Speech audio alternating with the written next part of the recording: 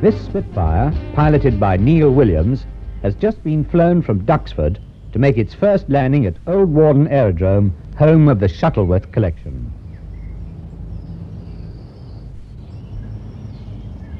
It is an important occasion. Following 2 years of dedicated restoration by a small group of aircraft engineers at Duxford, the Mark 5C takes its rightful place together with other soul-flying survivors of the Shuttleworth Trust. Considered by many to be one of the most authentic restorations, with regard to detail, it is painted in the markings of number 310 Czech Squadron RAF, as this Spitfire originally carried during 1942. AR501 was one of a batch of Spitfires produced by Westland Aircraft.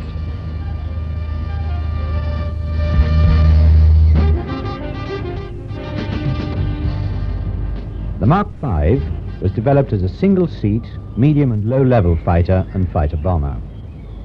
Powered by a Rolls-Royce Merlin 45 series engine, which produced some 1,300 horsepower at 3,000 RPM, it was capable of speeds up to 357 miles per hour. Supplies of the Mark V series of Spitfire to squadrons started early in 1941. Variations were the Mark V-A with 8 303 machine guns, the Mark V-B with 2 20mm shell guns and 4 303 caliber machine guns, and the Mark V-C, seen here with the latter armament. The 5C could carry either the 5A or 5B armament, or even 4 20mm shell guns, having the advantage of a universal wing. This 5C is the only Spitfire flying with a 3-bladed propeller. Here, engineers who are members of the Duxford restoration team examine the constant speed, variable pitch air screw to ensure that all is in order. Although the Spitfire 5C belongs to the Shuttleworth Collection, it is based at Duxford, former RAF fighter station of World War II. The clipped wings of the 5C were devised to increase its speed and rate of roll at low altitudes, and to give it an advantage against the powerful FW-190 of the German Luftwaffe. Here, on the all-grass airfield of Old Warden in Bedfordshire, pre-flight checks and fine adjustments are being made in preparation for the takeoff.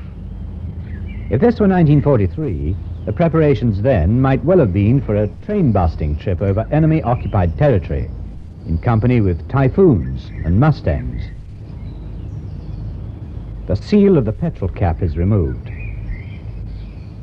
to be replaced and secured when the high-octane fuel has been pumped on board.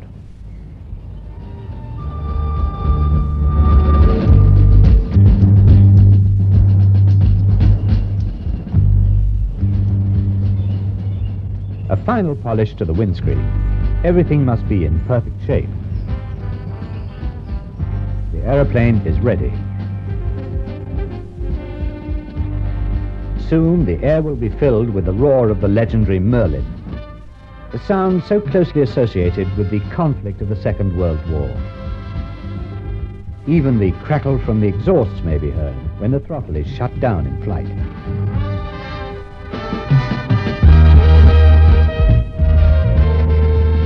The boost accumulators are in place.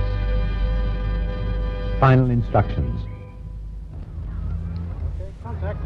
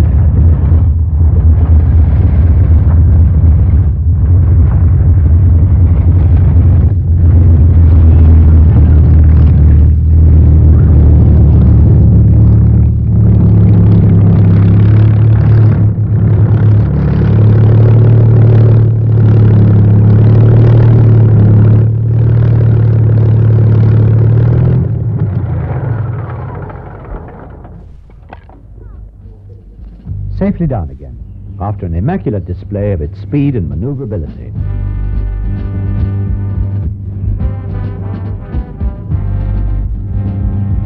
Of the 978 Spitfire 5Cs built during World War II, this is the only flying specimen that remains.